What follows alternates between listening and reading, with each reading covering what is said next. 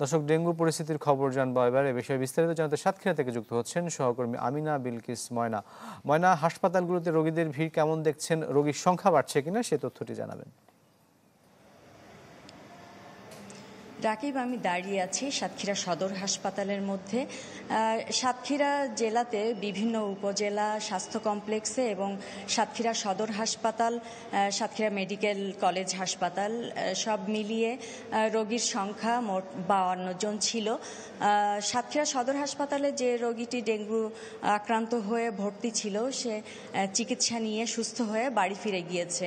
বাকি 51 জন সাতক্ষীরার 6টি উপজেলা এবং মেডিকেল কলেজ হাসপাতালে ভর্তি আছে, তারা চিকিৎসা নিচ্ছে। এখানে আসলে ডেঙ্গু হওয়ার যে মূল কারণ দেখা যাচ্ছে সেটি হচ্ছে বৃষ্টিতে বিভিন্ন জায়গায় পানি জমে এডিস মশার বংশবিস্তার ঘটছে এবং সেই সাথে এই যে হাসপাতাল 24 ঘন্টা পরিষ্কার রাখার কথা থাকলেও এই হাসপাতালের চারদিকে কিন্তু ময়লার ভাগাড়ে পরিণত হয়েছে এবং সেখান থেকেই এডিস মশার বংশবিস্তার ঘটছে এবং পৌর এলাকার বিভিন্ন অলিতে গলিতে ময়লার স্তূপ জমে আছে, সেখান থেকেও কিন্তু এডিস মশার বংশবিস্তার ঘটছে। এই মশার নিধন করতে পৌর কর্তৃপক্ষকে জানানো হয়েছে, তারা পদক্ষেপ নেবে বলে জানিয়েছে। সাতক্ষীরা সদর হাসপাতালে ডেঙ্গু পরীক্ষা করা হচ্ছে। এখানে ডেঙ্গু যারা আক্রান্ত হচ্ছে, জ্বরে 2-3 দিন ধরে ভুগছে, তাদেরকে কিন্তু এই সরকারি হাসপাতালে এসে পরীক্ষা করার কথা ডাক্তার বলে দিয়েছেন।